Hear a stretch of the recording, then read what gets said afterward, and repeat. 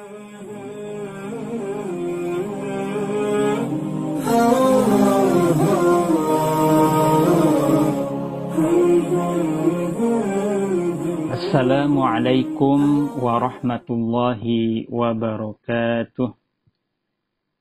Alhamdulillahillazi arsala rasulahu bil huda wa dinil haq liyuzhirahu 'ala ad-dini kullihi walau karihal kafirun.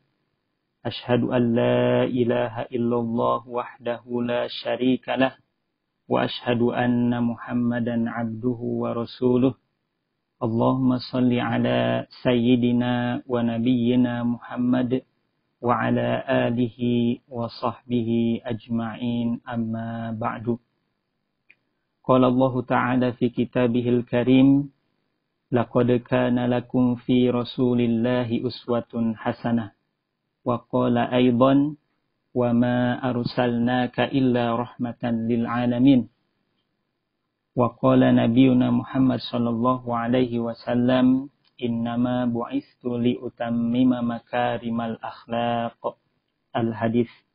Rabbi shrah li sadri wa yassir li amri wahlul 'uqdatam min lisani yafqahu qawli. Rabbana zidna ilma warzuqna fahma. Yang kami muliakan Ibu Popi Lestari selaku Ketua Kemuslimahan KMII Jepang.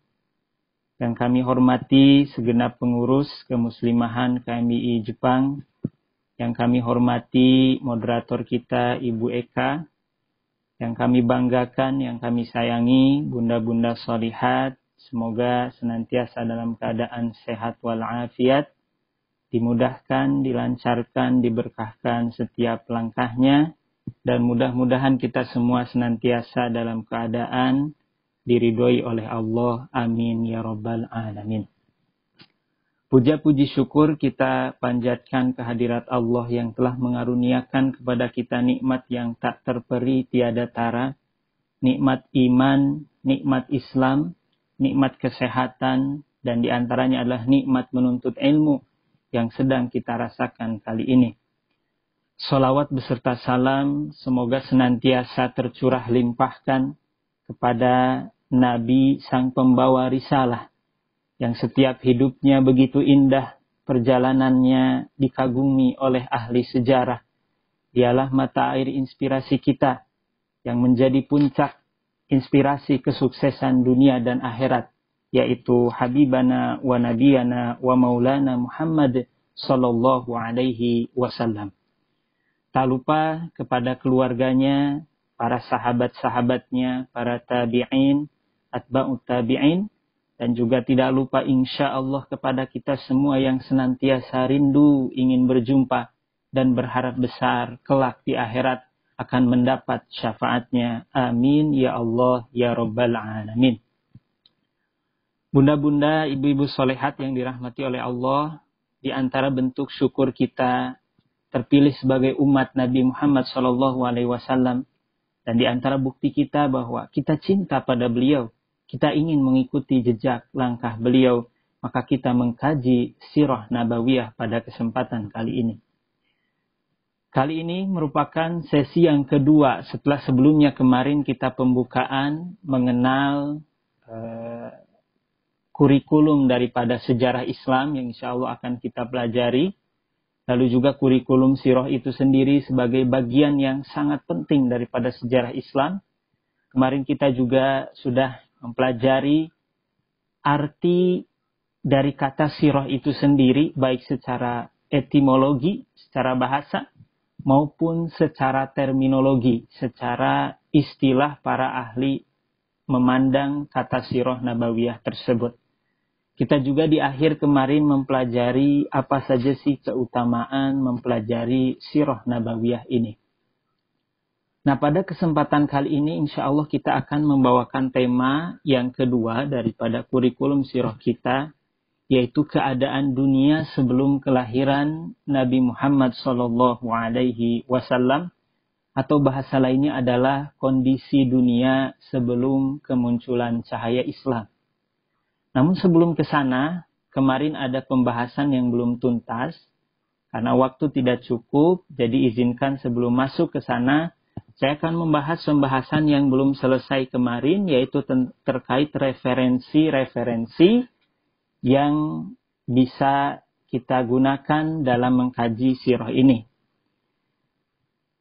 Setidaknya ada 8 referensi yang akan saya ceritakan ke ibu semua sebagai perwakilan daripada begitu banyaknya referensi tentang sirah Nabi ini. Boleh dilihat di poster, itu ada 8. 4 mewakili yang disebut referensi turos. Apa itu turos? Turos itu adalah warisan para ulama pendahulu atau referensi yang bersifat klasik. Lalu 4 selanjutnya adalah referensi yang mewakili masa-masa modern atau dalam bahasa Arabnya adalah kontemporer. Bahasa Arabnya adalah al-mu'asirah. Bahasa kerennya disebut dengan masa kontemporer. Kita mulai dari yang pertama Ibu Soleha semua, yaitu dari mulai Tarikh Ibnu Ishaq. Yang paling atas, ini dikarang oleh Imam Muhammad bin Ishaq bin Yasar. Nah, buku ini atau kitab ini ditulis oleh seorang tabi'in yang tadi saya sebutkan namanya. Beliau ahli hadis dan juga ahli sirah ternama. Kitab ini merupakan kitab yang paling pertama di antara kitab sirah yang lain. Sebelumnya ada yang menceritakan tentang kehidupan Nabi, tapi itu masih tercecer, Ibu. Masih berbentuk riwayat-riwayat yang diriwayatkan dari satu sahabat ke sahabat yang lain. Nah, maka Ibnu Ishaq mencoba mengkodifikasi, menyusun dengan begitu lengkap, maka dinamakanlah bukunya ini Tarikh Ibnu Ishaq. Kitab ini dikarang atas permintaan dari Khalifah Abu Ja'far Al-Mansur, yaitu Sultan atau Khalifah kedua dari Daulah Abbasiyah. Yang mana katanya ini, kitab sirah ini nanti dihadiahkan oleh Abu Ja'far Al-Mansur kepada putranya Al-Mahdi. Nah, namun sayang sekali Ibu Soleha yang dirahmati Allah, kitab ini pernah dihukumi hilang naskahnya. Jadi tidak sampai kepada kita. Jadi hanya diceritakan saja atau pendapatnya dikutip di kitab lain. Nah, namun ternyata akhirnya pendapat ini terbantahkan. Walaupun di Indonesia masih banyak yang mengatakan ini hilang. Kalau buka di Google tentang Tarikh Ibnu Ishaq dikatakan hilang betul. Tapi kalau kita lihat di Timur Tengah ternyata sudah ditemukan, Ibu, oleh seorang ulama dari India bernama Muhammad Hamidullah. Doktor atau Syekh Muhammad Hamidullah ini dari India memang seorang yang luar biasa cerdas. Beliau ini menguasai 20 bahasa. Jadi seorang poliglot, Ibu, bahkan sampai ketika usia 84 tahun, ketika beliau mau meninggal, masih mempelajari bahasa Thailand. Swadikap, Tom Yam gitu ya. Kalau saya taunya Swadikap dan Tom Yam saja, Ibu. Beliau mempelajari 20 bahasa, beliau menguasai, pas mau meninggalnya pun masih mempelajari bahasa Thailand. Dan uniknya, walaupun dia seorang ahli hadis terkemuka, ahli fikih terkemuka dari India, kuliahnya justru bukan jurusan fikih atau jurusan hadis, Ibu. Kuliah beliau justru jurusan doktoralnya itu 2. Pertama jurusan falsafah, satu lagi jurusan sejarah Nabi. Gitu ya. Jadi luar biasa, berarti ini menunjukkan penguasaan ilmu beliau. Di Sorbonne lagi di Perancis sama di Jerman. Bukan ecek-ecek, Ibu ya. Nah, beliau produktif sekali. Nah, di antaranya keberhasilan beliau ada menemukan naskah dari Ibnu Ishaq ini. Itu yang pertama, Ibu ya. Tarikh Ibnu Ishaq ini kitab yang menjadi referensi utama dalam menulis sejarah Nabi Muhammad SAW. Kemudian yang kedua, ada yang namanya Tarikh Ibnu Hisham. Dikarang oleh Abu Muhammad Abdul Malik bin Hisham atau disebut Syekh Ibnu Hisham. Beliau ini seorang pakar bahasa dan sejarawan. Jadi, Ibu ya, biasanya seorang yang ahli sejarah itu pasti ahli bahasa pasti ahli sejarah. Karena 2 hal ini sesuatu yang tak terpisahkan. Makanya kalau di UIN, ya, di Universitas Islam Negeri di Indonesia, Jurusan bahasa Arab itu satu fakultas dengan jurusan sejarah Islam. Disebutnya Fakultas Humainora kan. Di Mesir juga sama. Kuliatul Lughah Al-Arabiyah atau Fakultas Bahasa Arab itu memayungi dua jurusan, yaitu bahasa dan sejarah. Nah, dan dua hal ini memang tak terpisahkan. Biasanya pemimpin-pemimpin besar itu Ibu menguasai dua hal ini. Kita lihat misalnya Harun ar-Rasyid, pemimpin terbesar dari Daulah Umayyah yang saya ceritakan kemarin, ketemu dengan Doraemon di film Doraemon, itu sangat mencintai bahasa dan hafal sejarah-sejarah nenek moyang. Demikian juga dengan Abdul Malik bin Marwan, khalifah dari Daulah Umayyah. Umar bin Abdul Aziz, khalifah yang soleh. Muhammad Al-Fatih. Muhammad Al-Fatih itu menguasai bahkan 9 bahasa dan suka sekali sejarah Romawi, sejarah Nabi, dan lain-lain. Salahuddin Al-Ayyubi juga demikian, Ibu. Yang membebaskan Al-Aqsa sangat mencintai sastra dan sangat mencintai sejarah. Kemudian Sultan Abdul Hamid II dari Turki Utsmani juga sangat mencintai bahasa dan mencintai sejarah. Jadi ini kebiasaan orang-orang besar ya Ibu ya. Kalau Ibu punya putra-putri, tanamkan dua hal ini. Cintai bahasa, cintai sejarah. Itu diantara tips membangun kepribadian sebagai calon pemimpin umat dan bangsa. Kembali lagi ke Tarikh Ibnu Hisham. Nah, dalam kitabnya ini, Ibnu Hisham ini, beliau melakukan editing. Jadi sebenarnya Ibu, kan tadi sudah dihukumi hilang tuh Tarikh Ibnu Ishaq itu kitab yang pertama. Nanti muncul Ibnu Hisham, justru beliaulah yang mengabadikan pemikiran Ibnu Ishaq. Karena beliau itu, bukunya Ibnu Hisham ini, ringkasan dari buku yang ada di Ibnu Ishaq. Jadi beliau meringkas, tapi tidak semata-mata meringkas Ibu.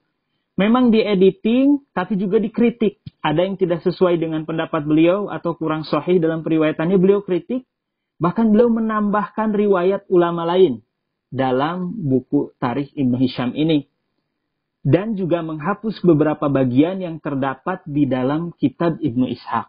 Misalnya dalam Tarikh Ibnu Ishaq ini Ibu, diceritakan tentang, kan terbagi 3 ya.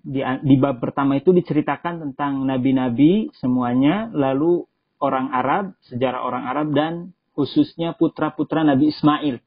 Yang kita tahu Ibu, putra-putra Nabi Ismail ini riwayatnya masih debatable, masih beda pendapat para ulama. Nah, dihapus nanti oleh Ibnu Hisham karena itu tidak terlalu relevan dengan kitab sirah kata beliau.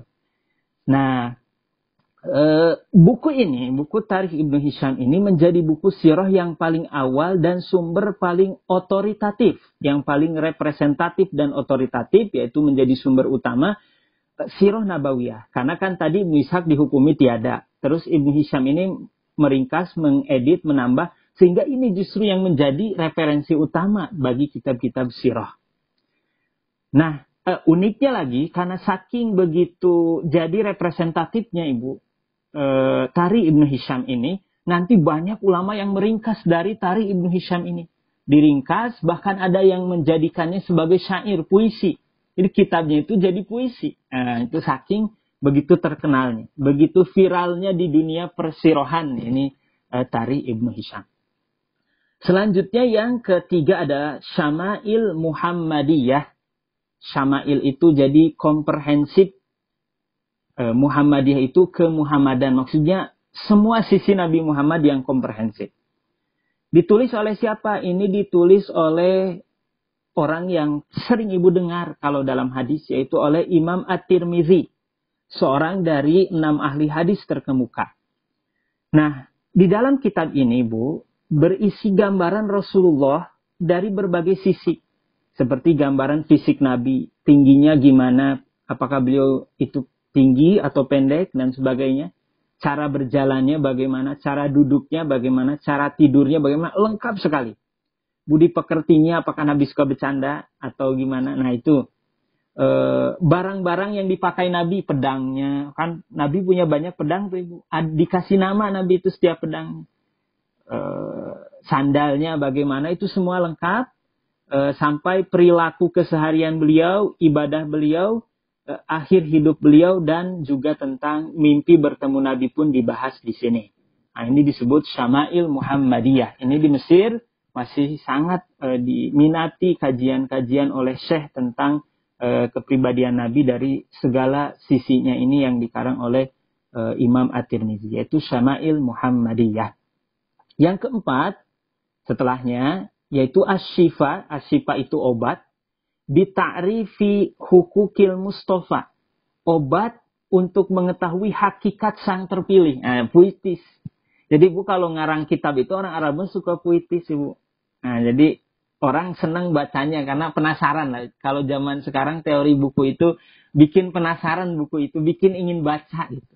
Bagaimana kaya dalam 3 bulan kan gitu kan, ada buku-buku kayak gitu tuh bikin penasaran. Nah, ini pun zaman dulu karena orang Arab senang dengan sastra, itu mereka suka ngarang kitab itu dengan puisi-puisi, gaya-gaya puisi. Nah, ini termasuk ya Asy-Syifa bi ta'rifi hukukil Mustafa. Jadi penawar untuk mengetahui hakikat sang terpilih. Nah, indah kan namanya. Ditulis oleh siapa? Oleh Al-Qadhi Iyad. Al-Qadhi Iyad. Beliau ini ulama dari Andalusia. Sangat serba bisa, multidisipliner. Dari Andalusia, dari Spanyol. Kitab ini berisi hal-hal yang mencakup keseluruhan diri Nabi. Baik mengenai sifat-sifatnya, cara mengagungkan dan memuliakannya. Gimana cara kita mengagungkan Nabi, itu ada batasan dan ada caranya yang beliau ungkapkan. Hak-hak muslim terhadapnya, bagaimana kita sebagai umatnya punya hak kepada Nabi itu. Dan juga bagaimana status seorang yang merendahkan derajat Rasulullah SAW. Itu dibahas, Ibu. Bagaimana kasus seperti yang baru ramai kemarin di India oleh politikus partai BJP ya. Partai ekstremis Hindu di India yang memang punya misi dan visi untuk membebaskan India dari semua agama. Jadi bukan hanya Muslim. Kristen juga ingin dihilangkan dari India. Agama Buddha yang merupakan juga agama asli India ingin dihilangkan. Jadi hanya ingin Hindu aja. Nah, itu disebut teologinya, ideologinya Hindufta. Ya. Hindufta. Cuman karena umat Islam adalah lawan yang tangguh, dalam arti lawan di sini agama yang susah dihilangkan ininya, pengaruhnya, maka Islamlah yang jadi korban Islamofobia. Nah, makanya Ibu kalau lihat film-film Bollywood tentang kerajaan, jangan dianggap itu benar. Karena isinya Islam itu pasti pemakan buaya, jahat, pokoknya jelek banget kalau nonton sejarah dari film Bollywood ya. Ditambah bertempurnya itu suka lebay India itu. Sekali pukul terbangan gitu film India. Jadi jangan dilihat film Bollywood sebagai referensi Ibu belajar sejarah, jangan. Karena itu tidak benar, isinya Islamofobia. Kalau nonton Syahrul Khan mah boleh lagi ya. Tapi kalau sejarahnya jangan diambil, itu jelek. Selanjutnya kita kembali ke tema. Sekarang ada yang sisanya yaitu 4. Ini modern Ibu, dikarang oleh ulama kontemporer. Kontemporer itu yang hidupnya tidak jauh dari zaman kita. Mungkin ada yang masih hidup, mungkin yang meninggal beberapa tahun ke belakang. Pertama itu Fiqhu As-Sirah atau Fiqhus Sirah. Ini dikarang oleh Syekh Muhammad Said Ramadan Al-Buti. Ulama besar dari Suriah yang juga tokoh yang multidisipliner ilmunya. Luar biasa, beliau ini jarang mungkin ditemui sekarang orang seperti beliau. Nah, isi dari kitab Sirah ini bukan saja menjelaskan kejadian-kejadian sejarah hidup Nabi, Ibu, tetapi juga menekankan hikmah, pelajaran, prinsip, dan hukum-hukum yang terkandung pada setiap episode agung kehidupan Rasulullah SAW. Jadi kacamatanya fikih, Ibu. Kira-kira Nabi ini lagi anak-anak gini nih, gimana menurut fikih? Gimana prinsip yang harus kita ambil? Gimana hikmahnya? Nah, jadi lebih ringan ya belajar sejarahnya. Tidak berisi tahun ini, tahun itu. Enggak. Jadi justru lebih aplikatif. Ibu boleh baca, ini sudah ada terjemahnya. Atau kalau mau PDF-nya tinggal japri, di saya ada Ibu ya. Kemudian selanjutnya ada lagi As-Sirah An-Nabawiyah, Ardul Waqa'i wa Tahlilul Ahdas. Nah, ini dikarang oleh Dr. Ali Muhammad As-Salabi. Beliau ini seorang sejarawan yang terkemuka Ibu di abad ini. Karena beliau produktif banget dalam menulis sejarah. Dari mulai sirah Nabi, kemudian sirah para khulafa ur-rasyidin, Sayyiduna Abu Bakar, Umar, Utsman, Ali. kemudian dinasti Umayyah, Abbasiyah, dinasti Ayyubiyah, dinasti Utsmani, Turki Utsmani, semuanya beliau tulis sangat-sangat tematis dan lengkap. Pokoknya semua sejarah itu umat Islam beliau udah pernah nulis gitu kayak gitu ya. Nah, beliau orang Libya. Nah, kitab ini Bu mencoba menggambarkan seluruh kehidupan Rasulullah.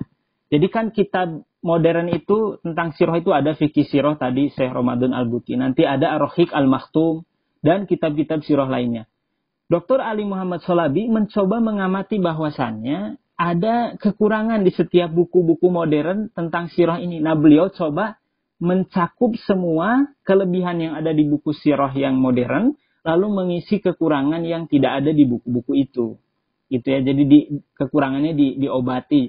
Jadi lebih lengkap bukunya ini.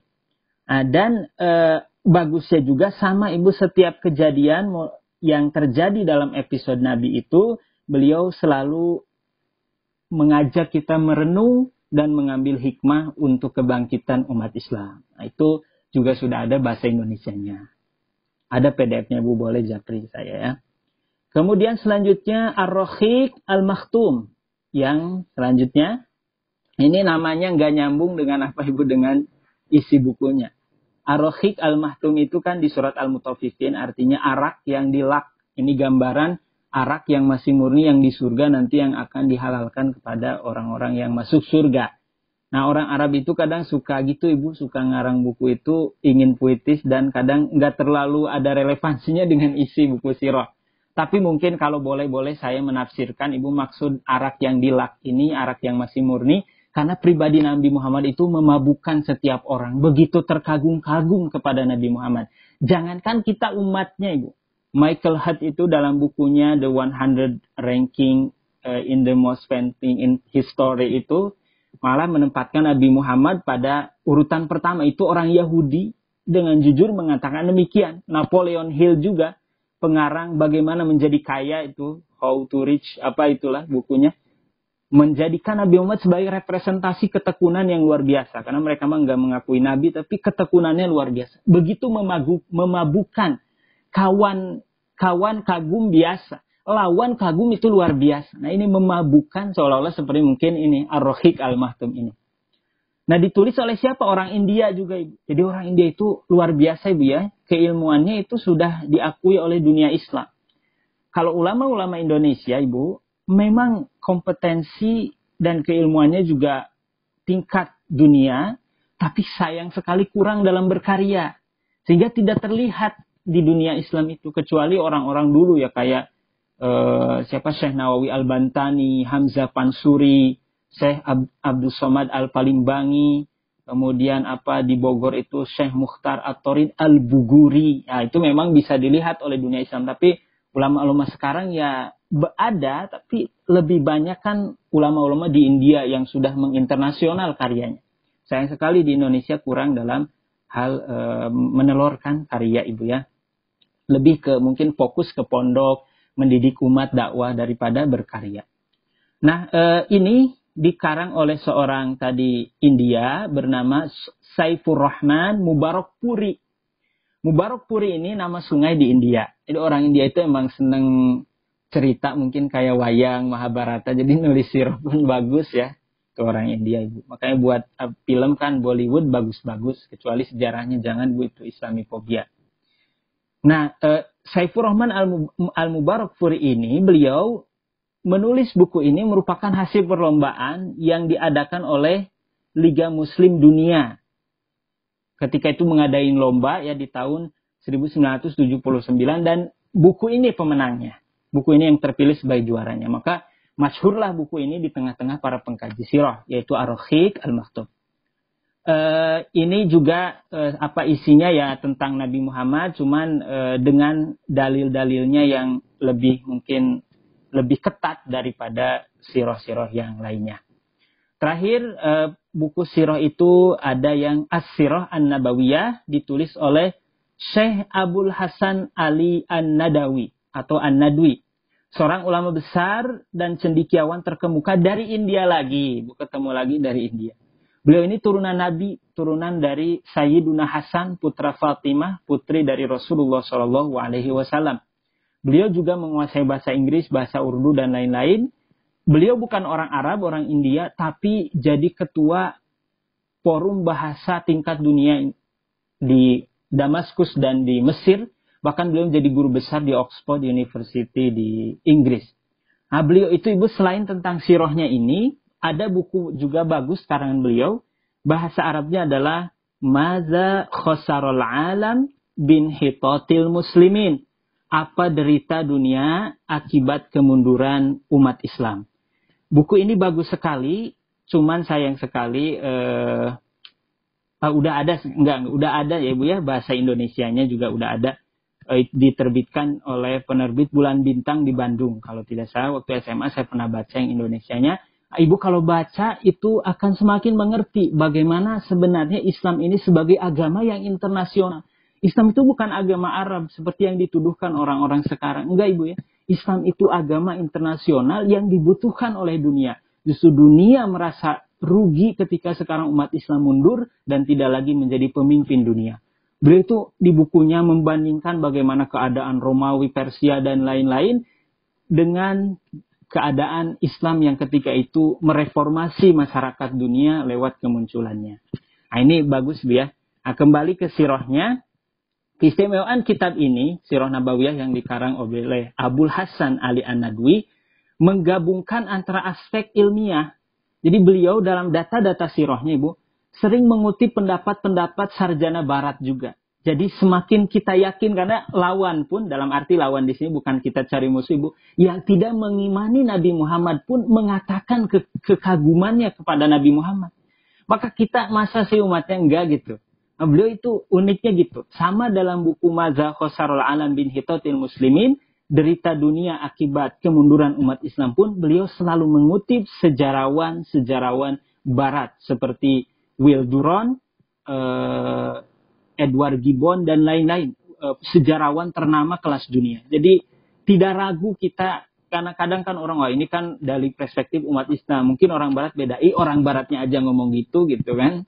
Jadi semakin sikoh, semakin percaya kita dengan pendapat-pendapat beliau. Nah, selain ilmiah, juga di dalamnya ada unsur tarbiyah, pendidikan. Dan juga keindahan retorika bahasa. Karena beliau ini ahli sastra. Sekali lagi saya bilang, orang yang suka bahasa itu pasti suka sejarah, orang sejarah itu pasti suka bahasa. Itu tidak terpisahkan. Beliau tuh begitu.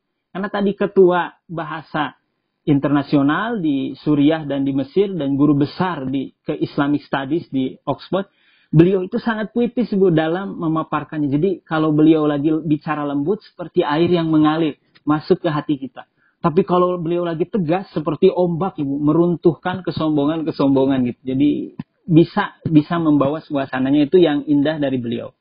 Nah, sehingga yang satu tidak mendominasi yang lain. Maksudnya keilmiahan, retorika bahasa, dan unsur pendidikan itu tidak ada yang unggul, semuanya pas pada porsinya. Itu yang bagus dari buku beliau. Ditambah dengan pandangan dakwah dan peradaban yang khas dari penulis. Karena beliau ini konsen sekali dan perhatian banget dalam dunia dakwah. Beliau merangkul setiap golongan umat Islam, dan khas sekali beliau itu selalu rindu pada kebangkitan umat Islam sebagai umat yang rahmat bagi semesta alam. Pendidikannya unsurnya pasti ke pendidikan jiwa, pendidikan pribadi, dan pendidikan untuk membangun peradaban. Nah itu Ibu ya, sekilas mewakili mungkin 4 dari referensi yang bersifat klasik, lalu 4 yang bersifat modern atau bersifat kontemporer. Sebenarnya masih banyak Ibu untuk sirah ini, karena memang sejarah Nabi ini mata air yang tak pernah kering Ibu. Setiap generasi pasti akan menulis sejarah hidupnya yang agung. Di Indonesia ada juga seorang ulama yang bernama Kiai Haji Munawar Khalil. Beliau orang Kendal, Jawa Tengah, menulis buku Kelengkapan Tarikh Muhammad SAW 2 jilid. Saya rasa satu-satunya ulama yang nulis sirah di tanah air itu beliau, atau mungkin saya belum tahu banyak. Yang saya tahu itu beliau. Ada juga PDF-nya di saya, kalau Ibu mau tinggal japri.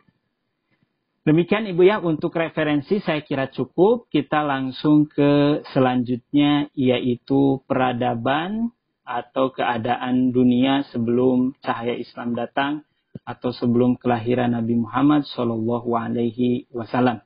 Ibu bisa lihat di poster terakhir di bawah ada beberapa peradaban yang akan kita bahas pada kali ini. Pertama Romawi, kedua Persia, ketiga Ahlul Kitab Yahudi dan Nasrani, dan terakhir anak benua India.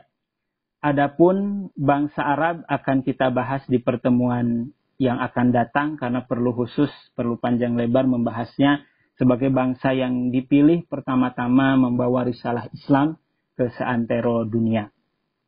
Kenapa sih Ustadz nggak langsung belajar sirah aja? Ngapain harus jalan-jalan dulu ke Romawi, Persia, India, ke mana itu, ke Yahudi, Kristen, tahu dulu sejarah Arab? Kenapa mesti perlu tahu itu? Kenapa nggak langsung aja belajar sirah? Nah, takutnya Ibu ada bertanya gitu, maka saya akan jawab, Bu. Ibaratnya gini, Ibu. Katakanlah Ibu seorang arsitek. Sebelum Ibu membangun sebuah gedung yang indah, bangunan yang bagus, Ibu pertama-tama harus tahu dulu apa? Harus tahu dulu lahan yang akan Ibu bangun. Harus tahu dulu gimana cocok gak tempatnya nih untuk dibangun bangunan itu. Lalu baru buat sketsa, baru buat perencanaan, dibangunlah bangunan itu kalau udah cocok. Karena kalau kita tidak lihat dulu tempat atau lahan yang akan kita jadikan bangunan, nanti salah Ibu bisa-bisa. Ibu bisa saja bangun hotel yang bintang 5, bahkan di atas bintang 5 kalau memang ada. Tapi di tengah-tengah misalnya pemukiman kumuh banyak sampahnya. Bisa saja tapi tidak cocok Ibu. Kalau kata orang Sunda, jaka sembung bawa golok tenyambung itu kan Ibu ya. Tidak nyambung karena ya masa bangunan yang indah di tengah sampah kan enggak cocok. Atau bangunan tinggi menjulang, gedung di tengah yang tanahnya itu lembek, rawa-rawa, ya melembes gitu Ibu ya. Nah ibaratnya gitu. Jadi kita harus tahu dulu nih kondisi dunia itu bagaimana sebelum kedatangan Islam. Allah udah nyiapin Islam itu sebagai solusi bagi dunia. Bagaimana keadaan dunia kala itu? Islam datang sebagai solusi. Jadi kita harus jalan-jalan dulu ke seluruh dunia yang ada ketika itu sebelum membahas tentang Nabi juga kedatangan Islam. Kenapa juga Ustadz kok peradabannya cuma ada berapa ini? 1, 2, 3, 4, 5. Kok cuma 5? Bukankah dunia itu banyak? Betul, dunia itu banyak Ibu. Kalau zaman sekarang. Zaman sekarang seluruh dunia itu ibarat satu kampung. Yang Ibu lihat beritanya sekarang misalnya ya, itu kejadiannya mungkin hanya beberapa menit sebelumnya di Amerika. Padahal Ibu di Jepang. Itu saking informasi batas tiada lagi zaman sekarang. Tidak ada satupun tempat yang belum diketahui. Semuanya udah diketahui zaman sekarang. Tapi zaman dulu peradaban itu terpusat semuanya di Asia. Ibu lihat di poster terakhir, itu ada tanda-tanda kayak lokasi, itu tanda peradaban-peradaban di zaman itu. Yang pertama Romawi itu mewakili Eropa, Persia mewakili Timur Tengah, Ahlul Kitab. Kenapa dibahas? Karena dia mewakili agama warisan para nabi, walaupun sudah menyimpang. Bagaimana keadaannya? Lalu anak benua India juga mewakili Asia. Tiongkok tidak saya bahas, nanti akan sedikit disindir saja, itu juga mewakili Asia. Sementara Amerika, Australia itu belum ditemukan, karena baru ditemukan tahun 1800-an oleh James Cook kalau tidak salah namanya. Amerika juga oleh Columbus baru tahun 1600-an.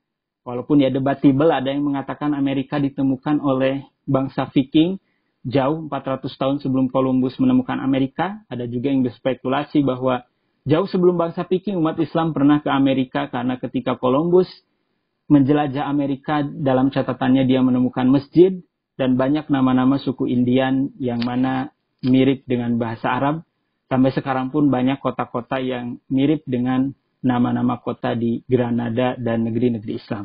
Tapi kita lepaskan itu debat-debat penemuan benua Amerika. Intinya benua Amerika ketika itu belum dikenal dunia. Kalaupun ada penduduknya, tapi masih tidak ada koneksi dengan dunia luar Ibu. Masih terisolir. Jadi tidak diperhitungkan ya. Nah kita mulai dari peradaban Romawi. Bentar saya kirim dulu Ibu posternya.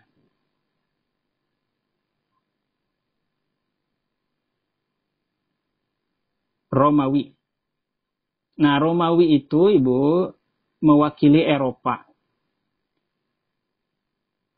Kekuatan besar yang ada di zaman itu.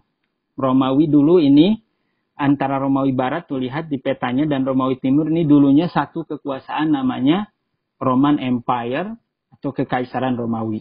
Tapi nanti terpecah karena Romawi Barat yang beribu kota di Italia dihancurkan oleh bangsa Visigoth, juga digoyang tahtanya oleh Attila the Hun dari Asia Tengah, sehingga nanti runtuh, dan yang tersisa hanya Romawi Timur saja yang beribu kota Konstantinopel atau Istanbul sekarang. Bagaimana keadaan negara yang begitu kuat ini di zaman kemunculan Islam?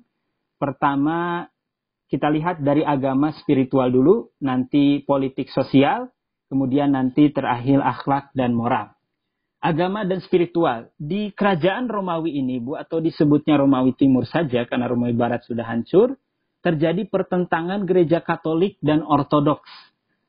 Dulu, sebelum adanya Katolik dan Ortodoks, ada 3 uskup. Uskup itu semacam paus, Ibu, di dunia Kristen, yaitu di Romawi. Uskup Roma, uskup Alexandria di Mesir, dan satu lagi uskup Antikyok. Antikyok itu di Asia Kecil sekarang di Turki. Ada 3 uskup ini. Ketiga uskup ini menjadi representasi daripada kepemimpinan dunia Kristen. Namun ketika Romawi terpecah menjadi Barat dan Timur, terpecah juga kebudayaan, Ibu. Bangsa Romawi Barat yang beribu kota Roma itu berbahasa Latin. Sementara Romawi Timur yang beribu kota di Konstantinopel itu berbahasa Yunani. Dulu ketika mereka bersatu, satu bahasanya. Bukan satu bahasa, dua-duanya bisa ya. Romawi sebagai bahasa Latin, bahasa sehari-hari, bahasa negara. Yunani sebagai bahasa intelektual, itu dulu. Tapi ketika terpecah, semakin luas jurangnya, linguistik yang satu Latin, yang satu Yunani. Akibat 2 jurang ini, budayanya pun beda. Yang Latin semakin suka pada patung, gambar-gambar, sehingga Katolik itu Ibu senang patung, gambar-gambarnya itu lebih senang daripada Ortodoks. Ortodoks tidak. Beda itu ya. Semakin beda arahnya. Nah, nanti si efek dari perpecahan Romawi ini nanti melahirkan 2 komunitas Kristen yang sampai sekarang besar, yaitu gereja Katolik di Roma dan gereja Ortodoks di Timur. Pertentangan ini lumayan, ini Ibu, panas. Bahkan nanti ketika zaman Perang Salib, sebelum tentara Kristen dari Eropa menyerang Yerusalem yang dikuasai umat Islam itu, nyerang dulu Konstantinopel. Makanya Konstantinopel ketika ditaklukkan Muhammad Al-Fatih, para paus yang ada di Konstantinopel, paus Ortodoks mengatakan, kami lebih senang melihat sorban-sorban bangsa Turki daripada melihat topi Latin orang Roma. Jadi mereka sudah trauma konflik Katolik dengan Ortodoks ini. Mendingan di bawah Islam. Di bawah Islam dibebaskan kita beragama Ortodoks. Tapi kalau Katolik datang, kita dipaksa untuk tunduk kepada Paus Roma. Begitu ya. Nah, ini sudah sangat parah sehingga ya konsen agama Kristen sebagai agama yang harusnya menjadi solusi bagi Kekaisaran Romawi Timur, malah konsen ke pertentangan ini. Itu secara agama. Kemudian Ibu, kedua, pertikaian antara sekte Melkite, di bahasa Arabnya Mulkaniyah, dan sekte monofisitisme Al-Manufisiyah. Apa perbedaannya, Ustaz? Jadi gini, Bu. Kita yang pertama dulu sekte Melkite ini. Sekte Melkite ini dianut oleh orang Spanyol, orang Roma, pokoknya dunia Kristen Afrika Utara sebelah barat semua.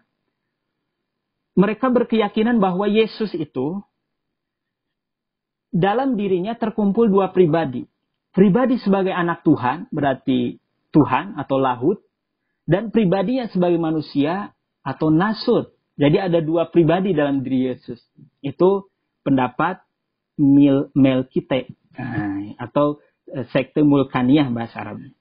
Sementara sekte lain yang ini dominannya di Mesir, Sudan, dan Ethiopia menganut pendapat sekte monofisitisme atau disebut al-manufisiyah yang mengatakan bahwa Yesus itu dalam pribadinya sudah tidak ada kemanusiaan sama sekali, tapi sudah sepenuhnya Tuhan. Ibarat madu yang jatuh ke lautan, ya air madunya udah jadi lautan gitu. Jadi udah nggak ada unsur ketuhanan kemanusiaan sama sekali, udah jadi Tuhan sepenuhnya. Nah, perbedaan ini terlihat sepele, Ibu. Tapi tidak sepele seperti perbedaan NU Muhammadiyah.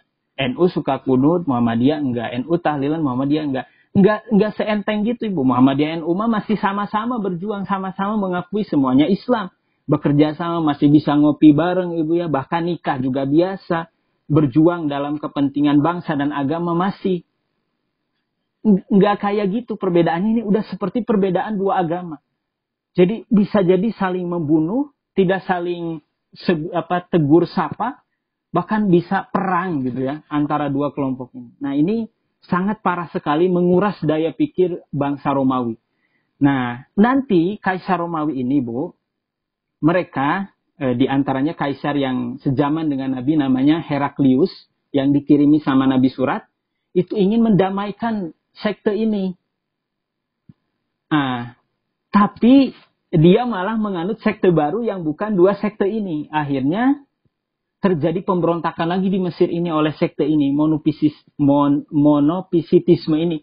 Sampai nanti ditindas sama Kaisar Heraklius ini, dan itu ngeri, Ibu ya. Bulu kuduk kita merinding kalau baca sejarah. Karena orang-orang Mesir yang memberontak ini nanti dibunuh secara sadis, mayatnya dilempar ke laut, atau dimasukkan ke karung yang penuh batu, ditendang-tendang, dan sejenisnya. Pokoknya penyiksaan-penyiksaan yang bikin kita merinding gitu ya. Sehingga tidak aneh, Ibu, ketika orang Mesir ini mengetahui bahwa umat Islam yang ketika itu didominan oleh orang Arab, karena orang Arab membawa risalah Islam pertama, mereka lebih rindu di bawah kekuasaan Islam daripada kekuasaan Romawi. Dan jangan aneh ketika pendeta terkenal di Mesir, saya lupa lagi namanya, itu lari ke padang pasir menghindar dari kekejaman Romawi. Itu Kristen, padahal Romawi juga Kristen, tapi ya pertentangannya dahsyat, Ibu ya. Dia lari ke padang pasir, lalu dia baru mau kembali lagi ke tengah kota setelah tahu bahwa tentara Islam di bawah pimpinan Amr bin As radhiyallahu anhu datang menaklukkan Mesir. Jadi orang Mesir itu senang kedatangan Islam itu. Maka disebutnya futuhat, bukan penaklukan, Ibu. Futuhat, pembukaan, pembebasan. Nah itu. Kembali lagi ke Romawi. Ketiga poinnya, perdebatan metafisika. Kayak tadi itu, Ibu. Yesus itu terdiri dari dua pribadi atau satu pribadi. Belum nanti ada lagi Kristen satu lagi. Di Suriah, namanya Nestorianisme. Itu mereka itu lari nanti dari kekuasaan Romawi karena dipaksa untuk satu mazhab, lari ke Persia. Nanti jadi di Persia ini lahir juga agama baru, namanya agama Maniisme. Nah itu nanti kita bahas di Persia. Lalu, dan kultus pada Paus. Paus itu dikultuskan seperti Tuhan, Ibu. Paus punya kedudukan yang sangat vital, khususnya di gereja Katolik ya. Bahkan punya surat pengampunan dosa yang nanti disalahgunakan untuk berbuat sewenang-wenang orang yang sudah mendapatkan ini. Nah ini pun memperparah keadaan ketika itu.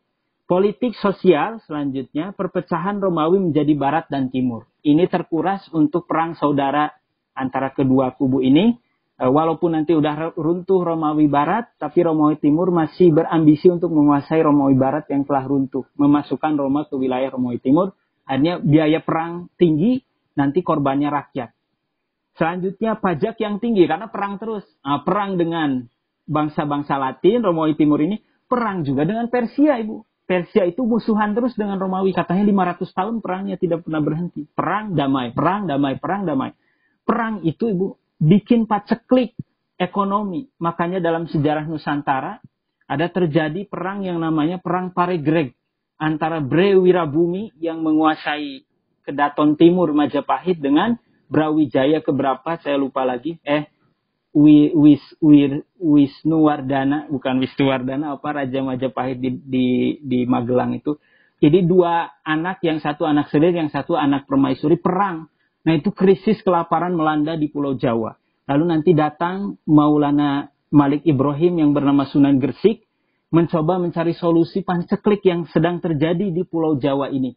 dengan mendirikan sawah-sawah, dengan membangun sawah-sawah, meniru sistem Mesir, yaitu sistem irigasi, bukan lagi mengandalkan hujan, sehingga nanti Maulana Malik Ibrahim ini banyak ngasih beras, ngasih pangan ke masyarakat Jawa yang sedang kelaparan, dan Ratu Maharani Suhita, Ratu Majapahit terkenal, memberi julukan kepada Maulana Malik Ibrahim, Wong Agung dari Gresik. Nah itu ya, itu kembali bahwa perang itu membuat paceklik. Nah ini pajak jadi tinggi, korupsi di mana-mana Ibu. Karena ya udah perang, controlling tidak ada, akhirnya korupsi di mana-mana dan perbudakan di mana-mana. Perbudakan di Romawi itu Ibu 3 kali lipat dari jumlah penduduknya. Berarti kalau seandainya, ini andai kata pasti lebih besar dari ini. Kalau 50.000 orang berarti 150.000 budaknya Ibu. Budak itu seperti komoditi barang yang bisa ditendang, mungkin bisa dibunuh, bisa dijadikan alat untuk prostitusi dan lain-lain. Begitu rendahnya kedudukan manusia ketika itu di zaman Romawi Timur ini. Lalu akhlak Ibu, akhlak membujang. Jomblower banyak Ibu zaman Romawi, jadi bukan zaman sekarang aja, zaman dulu juga jomblower banyak. Kenapa membujang? Karena uang susah, paceklik, pajak gede, nikah susah Ibu. Jangankan mikiran nikah, makan aja susah, banyak yang membujang. Nah kemudian kekejaman pada tawanan perang. Dalam pandangan atau world view, orang Romawi itu, selain bangsa Romawi itu disebutnya sebagai bangsa barbar yang tidak beradab dan primitif. Ketika nanti Romawi Timur memeluk Kristen, maka perspektif barbar ini masih dipelihara tapi dengan dalih agama. Maka tawanan perang itu Ibu diperlakukan tidak adil. Apalagi nanti ada perang dengan Persia, itu Yahudi yang jadi korban. Nanti kita bahas di Persia. Selanjutnya perzinahan. Karena sulit menikah, maka jalan yang tercepat adalah perzinahan atau prostitusi. Belum lagi memang tradisi Romawi itu Ibu sejak dulu sebelum memeluk Kristen, Romawi itu memang banyak penyimpangan-penyimpangan seksual. Seperti Kaisar Nero itu terkenal suka meniduri banyak wanita. Kaisar Caligula itu kaisar paling gila dalam sejarah Ibu ya. Sampai adiknya pun dizinahi. Nah ini parah. Nanti dikudeta oleh rakyat karena begitu bejatnya. Nah ini masih terbawa akhlak penyimpangan seksual perzinahan ini kepada sistem hukum orang-orang Romawi. Nah itu keadaan Romawi yang sangat mengkhawatirkan Ibu. Kita sekarang jalan-jalan ke Persia. Bentar Ibu, ini posternya. Nah, Persia itu mewakili Timur Tengah, Ibu. Nah, ini dia. Persia itu ini kekuasaannya di zaman Nabi mau lahir tahun 600-an. Kalau sebelum Nabi lahir, itu kekuasaannya sampai Mesir pun pernah ditundukkan Persia. Termasuk ke Asia Kecil yang menjadi Turki sekarang. Itu. Tapi pas zaman Nabi lahir ini segini aja. Jadi sekarang meliputi Afghanistan, Iran, Irak. Kemudian itu meliputi daerah Qatar, Emirat ya. Di bawah itu Yaman. Yaman itu memang tidak langsung oleh orang Persia, tapi orang Arab tunduk di bawah kekuasaan Persia. Nah ini kekuasaan Persia ketika itu. Pertama kita lihat dari agama Ibu, orang Persia ini Majusi, agama penyembah api. Jadi Persia itu terkenal memeluk agama Majusi. Agama Majusi ini dibawa oleh seorang tokoh reformer yang bernama Zoroaster. Zoroaster ini ada sebagian mengatakan dia Nabi Allah, ada yang mengatakan wallahu alam katanya. Tapi yang jelas Zoroaster ini memang orang yang ingin mendekonstruksi keadaan masyarakat Persia yang ketika itu menyembah berhala lalu beralih kepada menyembah Tuhan. Jangan menyembah berhala. Beliau sering menyimbolkan Tuhan itu sebagai cahaya. Lama-kelamaan para pendetanya menafsirkan bahwa cahaya itu adalah api sehingga api itu disucikan. Nah, api disucikan nanti ada efeknya ke industri dan lain-lain. Lama-lama semakin menyimpang juga, tidak bisa menjadi solusi agama Zoroaster ini kepada kebobrokan yang terjadi di masyarakat Persia. Muncullah Maniisme Ibu. Maniisme ini agama yang mungkin bagian dari agama tadi Majusi, tapi dia ekstrim. Jadi melawan kebejatan. Jadi reaksi terhadap kebejatan yang terjadi di masyarakat Persia ini, Maniisme ini justru mengharamkan segala hal. Tidak boleh nikah, tidak boleh bersenang-senang. Hidupnya benar-benar kayak pendeta itu lebih ekstrim lagi dari pendeta. Bahkan nikah itu nggak boleh, itu simbol kejahatan katanya. Karena Tuhan itu baik, ada lagi Tuhan jahat. Nah, nikah itu simbol penurutan kepada Tuhan jahat. Makanya jangan nikah. Nah, akibatnya ya masyarakat semakin rusak tadinya. Poya-poya moral rusak, sekarang jadi masyarakat yang menuju kehancuran. Tidak nikah bagaimana Ibu? Tidak sesuai dengan fitrah kita. Tidak makan berhari-hari bagaimana? Akhirnya sama Raja Persia dibunuh penemu agama manisme ini. Tapi agamanya nanti masih menyebar di masyarakat Persia sampai kedatangan Islam. Reaksi terhadap maniisme yang mengharamkan segala hal datang mazdakisme atau mazadikisme. Ini agama pembebasan segala hal. Jadi lawan ekstrim dari agama maniisme. Mereka mengatakan nikah itu boleh, tapi wanita milik bersama. Harta boleh ngumpulin, tapi harta milik bersama. Tidak ada batasan mau nikah sama adik sendiri, adik perempuan, mau sama ibu, mau sama anak sendiri, boleh. Dibolehin semuanya, nggak ada aturan. Sehingga ini rusak lagi moral orang-orang Persia. Dan ini justru disambut oleh orang-orang yang senang kemaksiatan. Para pemuda yang hobi bermaksiat, orang-orang kaya yang punya uang, termasuk raja pun terpaksa harus ikut kepada aliran mazdakisme ini. Kenapa? Nanti dikudeta, diancam. Akhirnya raja pun terpaksa mengikuti dan meresmikan aliran ini. Maka rusak moral di Persia itu. Nah itu secara agama ya. Kemudian politik dan sosial. Pengkultusan terhadap golongan raja. Di Persia raja itu adalah representasi daripada Tuhan. Raja itu Tuhan, maka segala sifat ketuhanan dan pengkultusan kepada Tuhan melekat pada raja. Misalnya Ibu, tidak boleh seorang itu memandang wajah raja. Jadi kalau ngomong ke raja harus nunduk ke bawah. Kayak sujud. Bukan lagi sujud Ibu. Tapi kayak nyium kaki. Itu. Nggak boleh, haram melihat wajah raja. Kemudian kalau bicara harus ada beberapa meter jarak. Dan itu sekali lagi tadi nggak boleh ngelihat wajah. Bandingkan dengan Nabi Muhammad.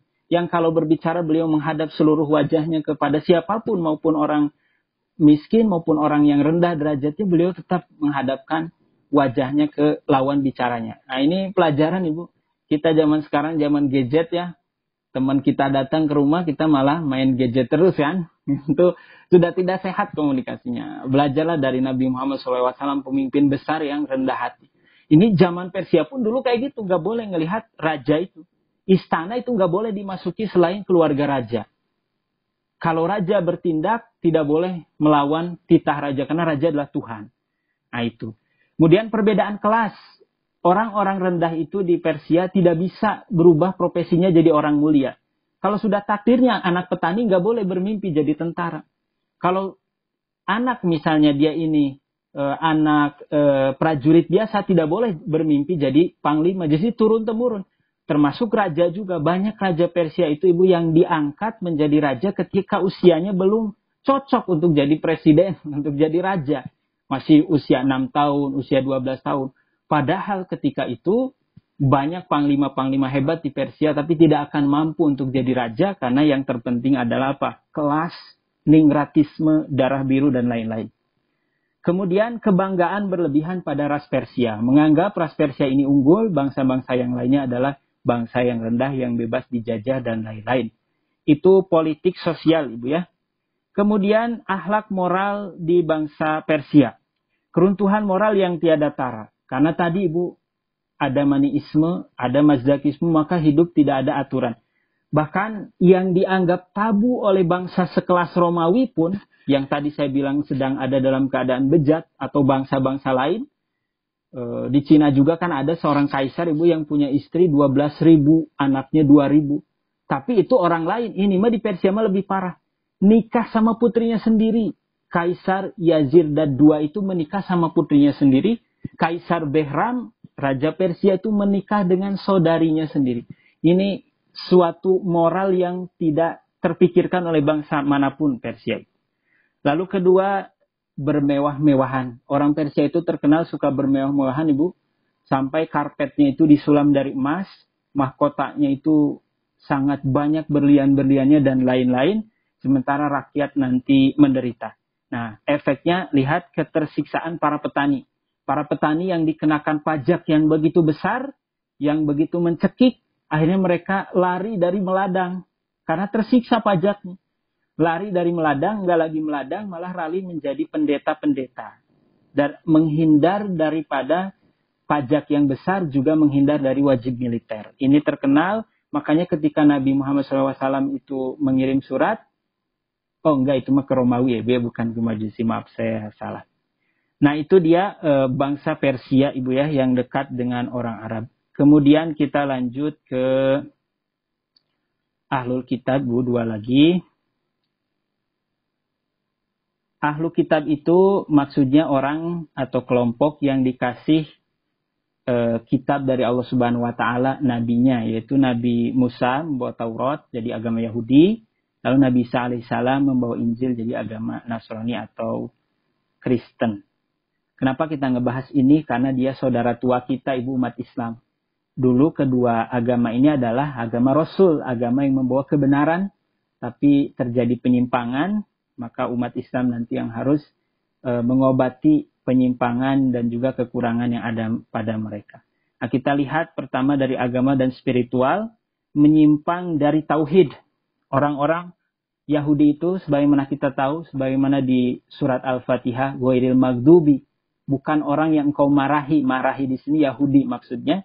Yahudi ini telah menyimpang karena merubah ayat-ayat dan wahyu-wahyu yang diturunkan oleh Allah pada nabi-nabi mereka. Di antaranya kedatangan Nabi Muhammad dan juga banyak ayat-ayat yang diselewengkan demi kepuasan para pendeta-pendeta Yahudi. Kemudian mereka juga mengklaim putra Tuhan. Namanya Nabi Uzair. Nabi Uzair ini Nabi Allah karena dia hafal Taurat lalu diklaim sebagai putra Allah. Padahal di umat Nabi Muhammad mah sekarang hafiz di mana-mana ibu ya. Tapi itulah bedanya umat lain dengan umat kita. Umat kita mah banyak yang hafal Quran, ulamanya banyak gitu kan. Umat lain mah ada yang hafal Taurat aja disangka putra Tuhan Uzair ini. Kemudian Kristen sebagaimana kita tahu mereka ini nanti juga menyimpang gara-gara oleh Rasul Paulus itu seorang Yahudi yang tidak ketemu Yesus tapi melakukan penyimpangan terhadap ajaran Kristen. Sehingga mengaku bahwa Nabi Isa itu sebagai putra Tuhan. Dan lebih parah lagi puncaknya itu ketika ada disebut konsili Nicea, yaitu sebuah muktamar atau konsili yang diadakan oleh Kaisar Konstantin Magnus, Kaisar Romawi Timur pertama yang memeluk Kristen walaupun katanya baru mau dibaptis ketika mau meninggal. Memutuskan bahwa sekte yang benar dari Kristen itu yang mengatakan Tuhan itu terdiri dari 3, bukan Nabi Isa sebagai Nabi. Dia ada konsili Nikea ketika itu ibu, satu golongan namanya Arianius yang mengatakan Nabi Isa itu hanya Nabi, satu golongan mengatakan Antanisius, kalau tidak salah namanya, maaf dikoreksi nanti kalau salah, itu mengatakan Tuhan itu satu tapi terdiri dari 3. Ketika itu di konsili itu di antara 1.000 orang yang mengatakan sepakat dengan Arius itu banyak ibu. Hampir 70%. Sementara yang sepakat dengan Antisius itu hanya 30%. Tapi karena Kaisar lebih condong kepada yang 30% itu akhirnya diresmikan madhab Kristen itu sebagai Trinitas. Dan pengikut Arius dibantai atau diburu sehingga tidak boleh mengamalkan ajarannya. Nah itu penyimpangan yang terjadi dalam ajaran saudara kita kaum Nasrani. Kemudian konflik Yahudi dan Nasrani ibu. Karena Yahudi ini ya, menurut pandangan Kristen adalah orang yang menjadikan Yesus disalib. Maka mereka punya dendam kesumat kepada ini Yahudi. Di mana-mana diburu ibu. Di Eropa di mana-mana Yahudi itu diburu.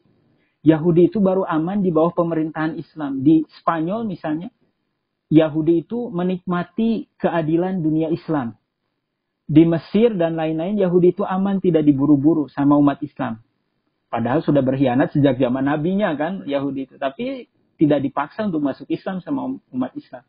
Bahkan lahir filosof terbesar bagi Yahudi itu di abad Islam. Namanya Musa ibnu Maimun. Maimonides bahasa Yahudi. Itulah lahir di rahim peradaban Islam.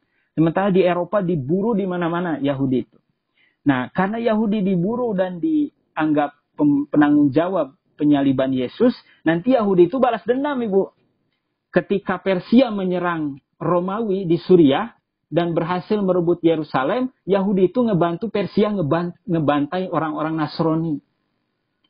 Jadi dibantai, dia ikut dengan tentara Persia membantai orang-orang Nasrani sampai uskup Yerusalem pun diikat dan disiksa sama orang Yahudi. Lalu nanti Kaisar Heraklius kembali menaklukkan Yerusalem. Persia kalah lagi.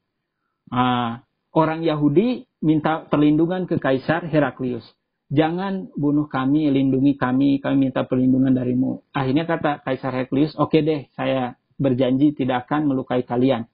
Tapi kata orang-orang Kristen, kenapa Anda melindungi Yahudi? Yahudi itu ketika Persia menyerang kita di Yerusalem, mereka yang membantu Persia untuk membantai kami. Tapi kan saya sudah bersumpah tidak akan membantai mereka. Kata para pemuka pendeta Kristen ini berfatwa, nggak apa-apa, langgar aja sumpahnya, nanti kamu puasa tiap hari Jumat seumur hidupmu. Akhirnya ia dibantai lagi, siapa? Yahudi itu sama Kaisar Heraklius. Nah begitu Ibu konflik antara Yahudi dan Nasrani. Lalu politik dan sosial, kaum Yahudi tadi tertindas sehingga terusir kemana-mana, tidak punya negara. Sebenarnya tidak salah-salah amat yang nindas juga Ibu, karena Yahudi itu karakternya kayak di zaman Nabi. Nanti kita pelajari di Sirah, Bani Kunaiko, Bani Nazir ya. Itu udah Nabi kasih kebebasan beragama, boleh berdagang, sama-sama membangun negara Madinah. Mereka malah apa? Menikam dari belakang, musuh dalam selimut, menggunting dalam lipatan. Itu karakter Yahudi sepanjang zaman. Jadi sebenarnya Romawi pun gak salah-salah amat ya kalau mau pakai pewajaran menindak mereka, karena karakternya kayak gitu, lagi lemah minta perlindungan, udah kuat menindas. Sama ke umat Islam juga, apa salahnya Muslim Arab itu sehingga sekarang di Palestina mereka membantai siapa saudara kita, padahal dulu kita yang menolong mereka ketika Spanyol diinkuisisi kembali oleh Katolik dan umat Islam dan Yahudi dipaksa masuk Katolik. Yang menyelamatkan Yahudi itu adalah dinasti Utsmani. Lalu dipindahkan ke Yunani, ke Salonika di Yunani, ketika itu di bawah Turki Utsmani. Setelah mereka kuat, Turki Utsmani ditikam, runtuh Turki Utsmani oleh bengkir-bengkir Yahudi. Itu watak Yahudi, Bu. Jadi sebenarnya agak wajar juga, cuman berlebihan gitu ya. Si Romawinya juga gitu. Nah, itu Ibu.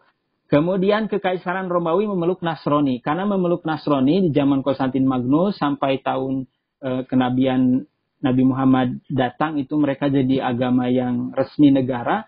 Nanti Romawi ini melakukan kristenisasi dengan kasar. Termasuk ke bangsa-bangsa Jermanik di Eropa. Jadi masuk Kristennya itu wajib. Sampai ada filmnya, Ibu kalau Ibu nonton film-film Jerman ya.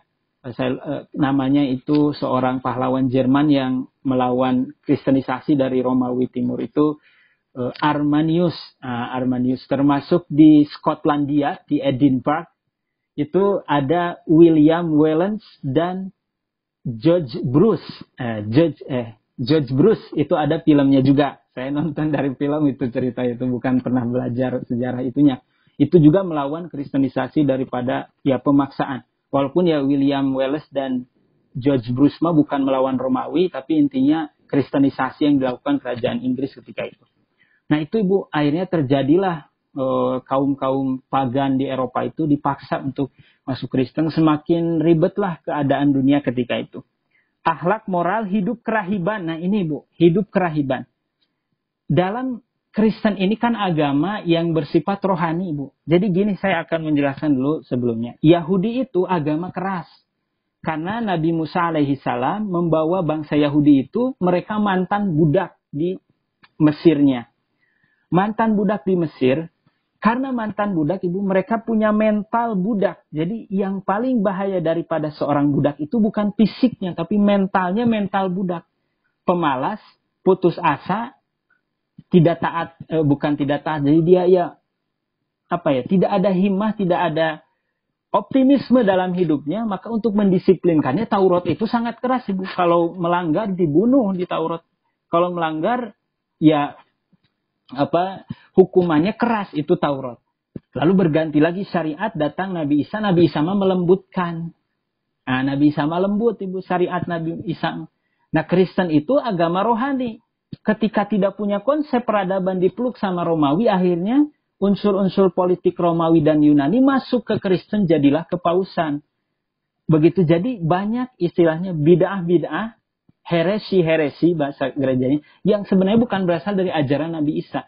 Bagaimana bisa masuk akal, Ibu? Kristen yang begitu lembut, yang rohaninya begitu luar biasa, itu di Al-Quran mengatakan demikian. Jadi proporsional Al-Quran mah, membedakan Yahudi dan Kristen. Kristen itu lebih lembut. Bisa menjadi manusia garang ketika perang salib itu karena politik yang diajarkan oleh spirit Eropa gitu, Ibu. Nah kayak gitu. Nah, tapi hidup kerahiban ini masih ada dalam ajaran Kristen, sehingga ketika itu Ibu diceritakan di zaman kemunculan Nabi Muhammad, orang dikatakan sebagai orang suci bersih itu kalau jadi rahib. Rahib itu bukan banyak zikir tapi makan, bukan. Ada yang tidur di bawah got yang kotor biar diserang sama nyamuk, semakin suci, semakin diserang nyamuk semakin suci. Ada yang tinggal di dalam sumur yang kosong, di sana dia tidak makan apa-apa kecuali daun, bahkan tidak memakai baju apa-apa, karena itu simbol kesucian. Ada yang jijik melihat wanita, bahkan ibunya sendiri, disebutnya wanita itu setan, Ibu. Itu rahib ketika itu. Nah akhirnya dalam kondisi ini, mungkin wajar ya si rahib-rahib ini ingin merespon kebobrokan moral yang terjadi di zaman Romawi. Tapi ini ekstrim juga, karena bagaimana bisa mengobati kebejatan moral Romawi kalau justru yang mau ngobatinya juga merusak fitrahnya sebagai manusia. Beda dengan Islam, Ibu. Islam datang, dia mengobati apa yang, jadi mengendalikan bukan menghilangkan. Orang Arab suka misalnya berperang, Islam kendalikan perangnya itu di jalan yang benar dan dengan keadilan. Orang Arab suka menghambur-hamburkan harta. Orang Arab itu dari dulu, Ibu, kalau melihat Emirat, Dubai itu wajar ya. Orang Arab dari dulu suka menghamburkan harta. Cuma dulu dimanage sama Islam, sodako, berbuat kebaikan gitu. Islam datang justru mengendalikan fitrah. Bukan menghancurkan fitrah seperti kependetaan. Makanya ada buku dari Abu Hasan Ali An-Nadwi itu, Ar-Rabbaniyah, La Rahbaniyah. Berketuhanan, bukan kependetaan. Jadi kita menjadi manusia suci berketuhanan. Rabbani, bukan rahbani. Rahbani itu kependetaan. Rahbani mah tidak nikah dan lain itu melawan fitrah manusia. Nah lalu sementara pendeta hidup dalam kerahiban, lalu Romawi justru tenggelam dalam materialisme yang begitu kental. Nah, ini keadaan seperti ini. Bisa kita baca, Ibu, di poster. Ini menurut Syekh Abu Hasan Ali An-Nadwi, beliau mengutip dari History of the Europe Morals, ya. Hidup kerahiban itu jumlah pengikutnya makin lama makin bertambah besar, sehingga sukar untuk diketahui jumlahnya dengan pasti. Hanya saja dapat kita ketahui betapa besarnya jumlah mereka dan riwayat yang dikisahkan oleh ahli sejarah bahwa pada suatu hari raya Kristen ada 50.000 rahib yang ikut menghadiri upacara itu. Pada abad keempat Masehi, setiap rahib ada yang mengetuai 5.000 rahib. Bahkan seorang rahib yang bernama Sarabin mengetuai 10.000 orang rahib di bawahnya. Pada akhir abad keempat, jumlah rahib Nasrani sama dengan jumlah penduduk Mesir. Itu bagaimana? Coba tenaga ini yang lebih banyak dari jumlah penduduk Mesir, kalau digunakan untuk memperbaiki negara, untuk memperbaiki keadaan, itu lebih efektif. Ini malah menyiksa dirinya sendiri dengan kependetaan. Nah, itu keadaan ahlu kitab, ya. Sehingga memang sudah saatnya menunggu sang Nabi terakhir, yaitu Nabi Muhammad SAW. Terakhir, Ibu, kita sedikit lagi ini ke India. Karena lagi ramai juga, ya. Dan ketika itu peradaban yang dipandang besar juga India. Nah, India sekarang beda dengan India zaman dulu. India sekarang mah hanya negara India aja. India dulu mah memanjang, Ibu, dari sungai Sindh di Pakistan sampai ke Bangladesh. Jadi ada sungai Gangga itu di barat, ya, sungai Indus di timur. Di Bangladesh namanya sungai Indus, sungai Gangga di Pakistan. Nah itulah India itu, Ibu. Peradaban India itu dulu kayak gitu. Jadi sebenarnya India, Bangladesh, dan Pakistan itu satu rumpun kayak kita sama Malaysia. Malaysia sama kita dulu itu satu negara, Ibu. Malaysia itu pernah di bawah Kerajaan Majapahit dan Sriwijaya. Jadi dulu satu bangsa. Demikian juga di bawah Kesultanan Aceh.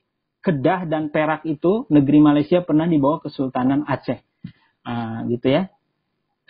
Sama India juga, ibu-ibu sering bilang, IPB Stan katanya. Apaan itu Ibu IPB? India, Pakistan, Bangladesh. Gitu. Ternyata saking miripnya mungkin disebut IPB. Kata ibu-ibu kayak gitu. Nah, bagaimana keadaan India? Agama spiritual ketika itu keberhalaan yang sangat banyak. Dalam kitab Weda, Ibu, Tuhan itu ada 33 Tuhan. Walaupun berakar dari 3 Tuhan. Brahmana, pencipta. Tuhan Wisnu, pemelihara. Dan Tuhan Siwa, penghancur. Kan 3. Tapi melahirkan Tuhan-Tuhan lain jadi 33. Nah, namun di abad ke-6, mau kelahiran Nabi Muhammad ini, berhalanya banyak sampai 33.000 Tuhan. Itu bayangkan Ibu, Tuhannya banyak banget. 33.000 Tuhan menurut data ya. Kayak gitu. Dan bukan hanya berhala Ibu, semua pun jadi Tuhan.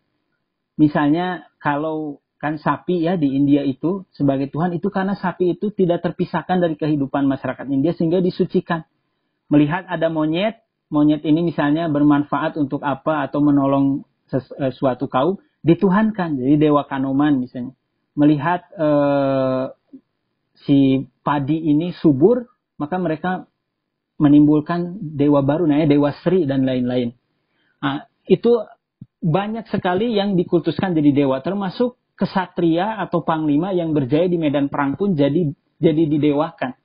Nah, efek dari ini ya tentu masyarakatnya gak karu-karuan, Ibu, karena setiap kelompok punya Tuhan masing-masing. Lalu munculnya berbagai agama. Di India itu, Ibu, sampai sekarang masih muncul agama-agama baru. Dulu itu Hindu itu nanti ada reformasi namanya Buddha. Buddha juga sebelumnya direformasi dulu sama Jainisme. Jainisme ini lebih ekstrim Ibu, tapaknya itu nggak boleh pakai baju karena baju itu dunia. Berbagai agama muncul, ya terus agama India itu lebih ke arah spiritual, kependetaan. Jadi mereka memandang kalau ingin terlepas dari yang disebut kembali itu reinkarnasi, maka harus terlepas dari dunia sehingga mencapai nirwana. Jadi gini Ibu. Yang disebut reinkarnasi itu, kalau kita berbuat jahat, tukang korupsi misalnya, nanti kehidupan yang akan datang kita jadi tikus. Kita rakus, maka kehidupan yang akan datang jadi monyet. Tapi kalau kita baik, dikembalikan ke dunia untuk berbuat baik lagi. Terus gitu, tidak akan ada matinya, reinkarnasi terus. Bisa terputus kalau kita bertapa dan mencapai nirwana. Nah, bertapanya itu bukan sambil makan ngopi gitu ya Ibu ya, dengerin pengajian kayak di kita, enggak. Enggak makan apa-apa, enggak, bahkan Jainisme memang enggak pakai baju, enggak makan apa-apa kecuali daun seadanya, enggak pakai selimut kalau musim dingin, enggak pakai atap kalau musim panas, sampai ada yang membusuk tangan itu Ibu kalau dilihat di YouTube ya, tapa-tapa di India, begitulah keadaan ketika itu. Ya sampai sekarang masih ada, tapi ketika itu puncak keparahannya. Itu ada kutipan dari Syekh Abu Hasan Ali An-Nadwi yang mana beliau orang India sendiri mengatakan demikian. Kemudian politik sosial, perbedaan kasta yang ekstrim. Ibu tahu di India itu ada 4 kasta. Brahma ini pemuka agama. Lalu kesatria, para panglima negarawan. Lalu waisa, para pedagang. Dan keempat ini sudra, kaum bawahan. Nah Brahmana ini, bukan Brahmana, istimewa banget Ibu. Dialah satu-satunya yang boleh membaca kitab Weda. Umat Islam kan boleh siapa aja baca Quran karena petunjuk. Ini di Hindu mah enggak, hanya kaum Brahma. Kaum Brahma ini dimuliakannya sangat-sangat dimuliakan. Sehingga kalau melakukan kejahatan pun akan diampuni dosanya oleh negara. Perbandingannya katanya kalau orang Brahma ini masih kecil 10 tahun dengan 100 kesatria yang hebat-hebat misalnya para jenderal tetap lebih mulia Brahma. Kemudian kalau Brahma melakukan kriminal yang banyak walaupun membunuh 100 orang sudra, orang bawahan, dia nggak akan dibunuh lagi, nggak ada kisos atau dihukum mati. Cuma digundulin kepala. Jadi begitu istimewa Brahma ini. Kaum satria itu biasa panglima perang negarawan, waisa biasa. Yang parah kaum sudra Ibu. Kaum sudra ini nggak boleh menatap wajah Brahma. Bahkan nggak boleh mengajukan ini misalnya jari aja menunjuk ke Brahma dipotong Ibu. Tangan menjulur dipotong juga. Kalau duduk dengan Brahma satu kursi ya berjejer kursi, pantatnya harus disetrika sama raja. Kalau dia mencaci Brahma, dipotong lidahnya. Itu bayangkan ibu kayak gitu. Jadi tidak ada apa? Tidak ada, ya bukan lagi dianggap manusia, tidak ada nilai manusianya sekali. Dianggap lebih hina daripada hewan. Itulah keadaan kaum Sudra ketika itu. Kemudian kedudukan wanita yang rendah. Wanita itu ibu dianggap suatu yang komoditi yang sampah gitu ya. Mohon maaf ini saya emang kayak gitu dibilang ketika itu di India. Sehingga gini, kalau seorang istri meninggal suaminya itu bisa diambil oleh keluarganya dan tidak boleh keluar dari keluarga mantan suaminya ini. Jadi komoditi si keluarga suaminya yang lalu gitu.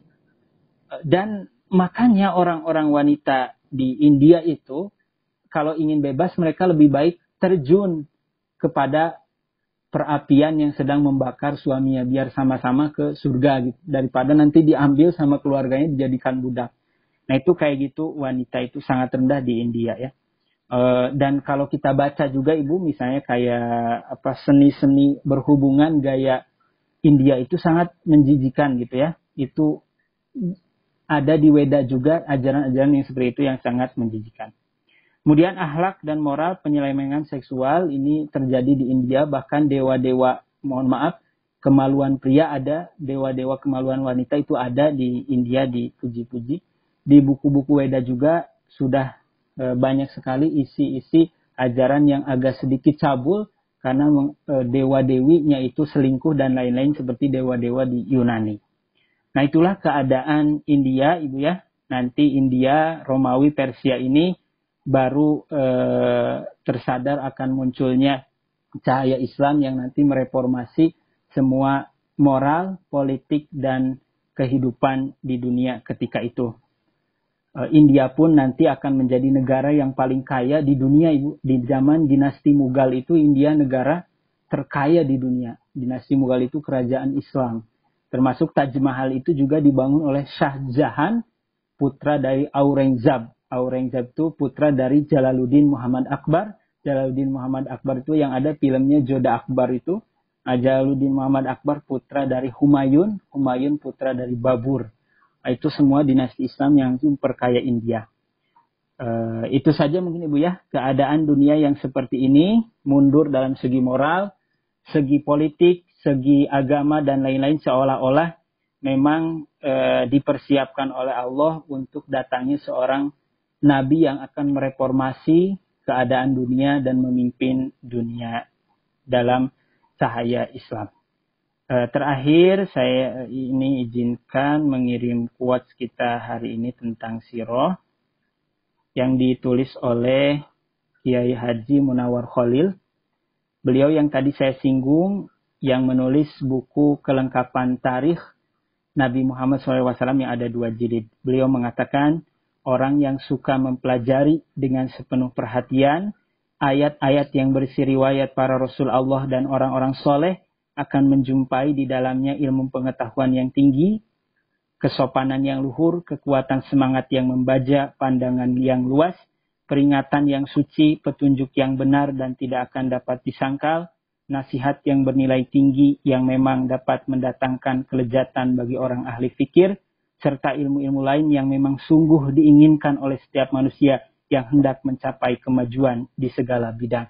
Jadi itulah manfaat membaca sejarah, wabil khusus sejarah Nabi kita Muhammad SAW, orang-orang soleh dan seluruh sejarah Islam, juga sejarah yang lainnya kita akan mengambil ibroh dari situ, membuat kita semakin takut pada Allah, membuat kita semakin matang dalam menghadapi hidup, dan membuat kita menemukan rumus-rumus yang jitu untuk membangun peradaban. Karena kalau kita membaca sejarah ibu, kita tidak memulai lagi di tahun 94 misalnya saya lahir, saya tidak memulai di situ. Tapi memulai dari zaman Nabi Adam. Pandangan saya mungkin dari situ kalau saya suka sejarah. Kalau ibu lahir tahun 70, ibu bukan lahir bukan memandang dunia dari tahun itu, tapi jauh dari sejak zaman kapan ibu membaca sejarah. Maka cakrawala berpikir jadi luas, kekaguman kepada Allah semakin kuat, dan keinginan untuk membangun masa depan yang lebih baik semakin membara di dalam dada kita. Itu saja mungkin untuk pertemuan kali ini. Mohon maaf kekurangan dan kehilafannya. Semoga kita dibimbing Allah untuk bisa istiqomah sampai akhir dan bisa meneladani junjungan kita Nabi Muhammad SAW. Dari saya sekian, kembalikan ke Ibu Eka. Silakan Ibu Eka. Wassalamualaikum warahmatullahi wabarakatuh. Oh